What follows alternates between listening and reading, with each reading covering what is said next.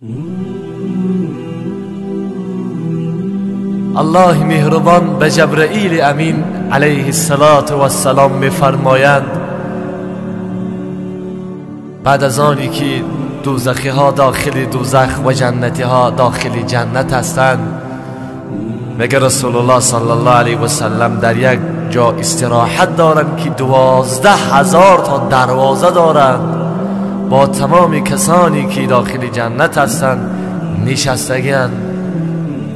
میگه الله مهربان رحمت خدا را نشان میده، مهربانی خدا را ما ببینیم. الله مهربان به جبرائیل امین علیه السلام میفرماید جبرائیل یک بار دوزخ رفته از حال امت حبیب من خبر بگیر که در چه حالند. خداوند میداند که در چه حالند، ولی جبرائیل امین علیه السلام میفرسته. حکمت میبینیم. حضرت جبرائیل امین علیه السلام میبیا میگه از همه بالاترین طبقه دوزخ امت پیامبر صلی الله علیه و سلم هستند، کسایی که گناه کبیره میکنن از دنیا به توبه میروند، توبه نکرده خداوند جانشون میگیره. خداوند به هر یکی ما و شما توبه نصوحا را نصیب بگردانه. وقتی که امت جبرائیل امین علیه السلام میبینن دیگه فیغان میکنن، گریه میکنن، ناله میکنن، داد میزنن تو چی هستی، کی هستی که اینقدر صورت زیبا داری؟ میگه من جبرائیل هستم. میگن همون جبرائیل که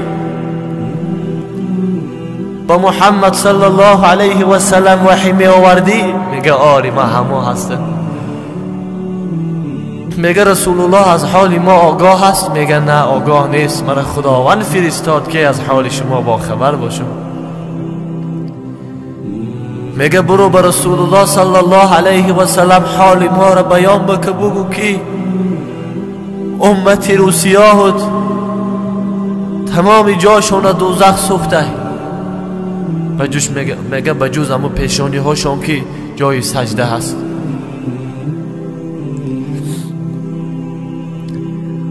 بگو که تمام چهره هاشون دوزخ سوزانده، سیاه کرده است، بداد ما برسه. جبرائیل امین علیه السلام نزد الله میبیا، بیان میکنه واقعه را. الله میفرمایه برو به حبیب من بگو که امتش ده همه حالته. میگه رسول الله در حال استراحت بودم، جبرائیل امین میبیا و بیان میکنه که یا رسول الله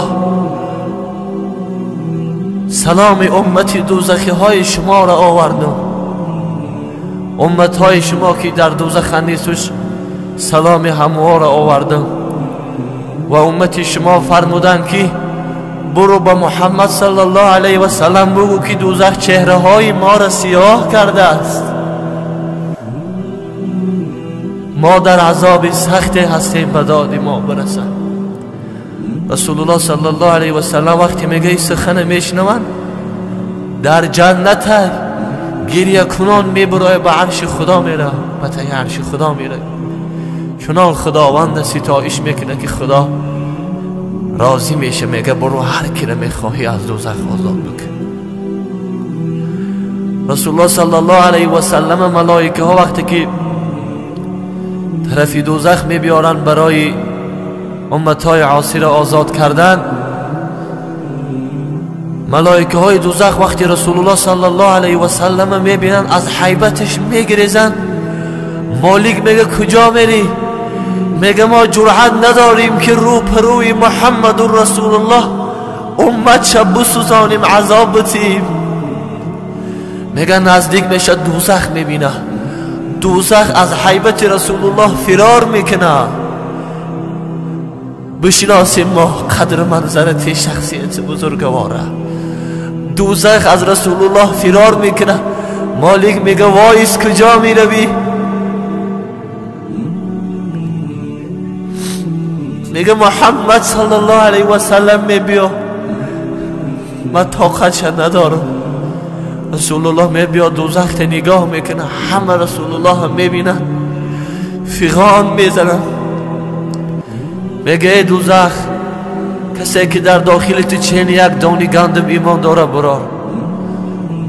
میبرارن تا چینی نیم دانه گندم میروه. کسی چینی نیم دانه گندم ایمان داشت میگه او را براره و باقی در دوزخ میمونن. خداوند مهربان ما و شما را از همون گروهی کرده باشه که به توبه از دنیا بمیریم و با همراهی رسول الله صلی الله علیه و سلم داخل جنت بدراییم. این دنیا و دنیا نیست، این دنیا و دنیا نیست که دل بندیم و راحت بگیم و کیف صفا فقط بگیم. یک روز مرگ همه راحت های ما را میشکنه.